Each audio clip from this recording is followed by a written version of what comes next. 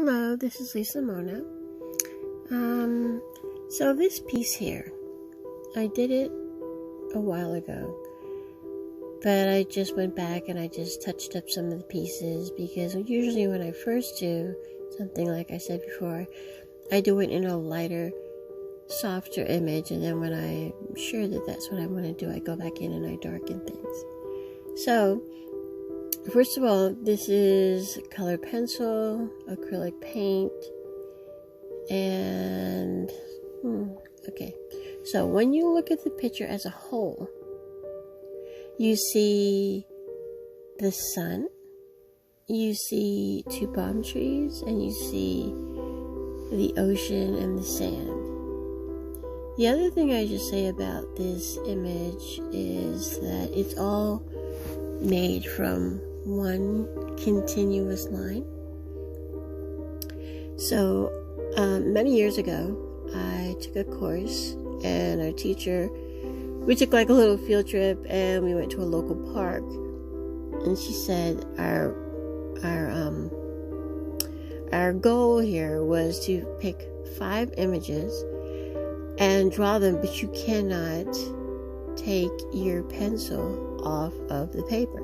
So all the lines have to connect, and they have to all be connected. So that lesson has always stuck in my mind. So I think when I was putting this together, I was like, oh, that would be interesting to be able to make a whole scene of something from one continuous line. So obviously I have widened the line so it's not just one thin line, but it's a thicker line. So if you start, I would suggest you start looking at the sun, the middle part, and it goes around. And then when you follow the lines, you'll be able to see how they're all connected. So the sun, the inner part of the sun.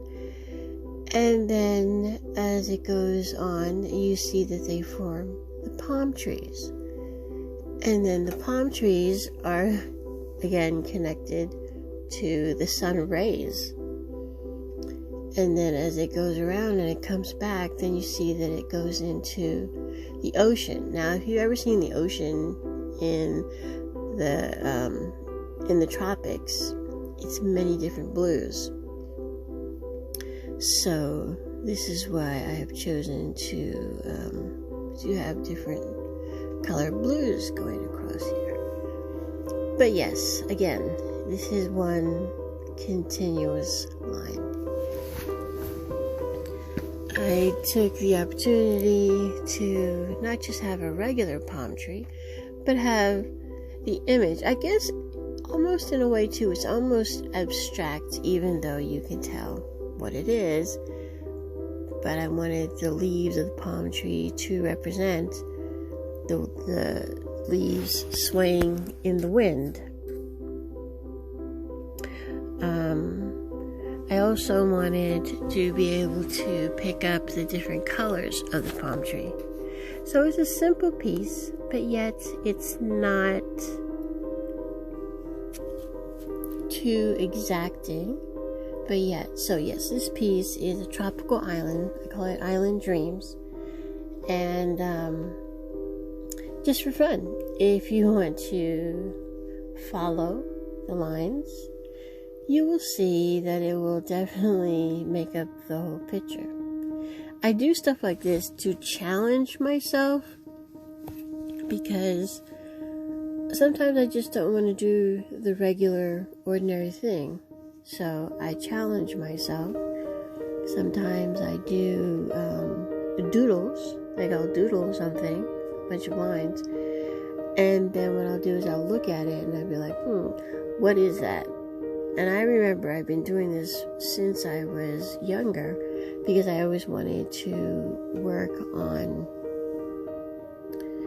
my imagination, because sometimes you can just look at clouds or anything and then say, what do you see in it? And then from there you now have the ability to let your imagination just run wild.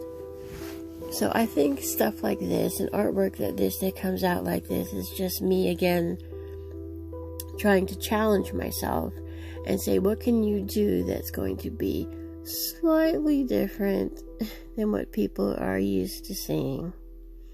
And I think that there's nothing wrong with that. I think that as an artist, or as somebody who wants to create, you want to obviously do something. I think that's probably why I like Picasso so much, because obviously a lot of people don't realize that they know him as this person who did these strange images with a woman's eyeball up on her forehead and maybe down by her mouth, and then her nose is by her ear. And he did all these things in which people just wouldn't understand. But in actuality, when he first started out, he was an illustrator, and he was a great artist who can do somebody's features perfectly.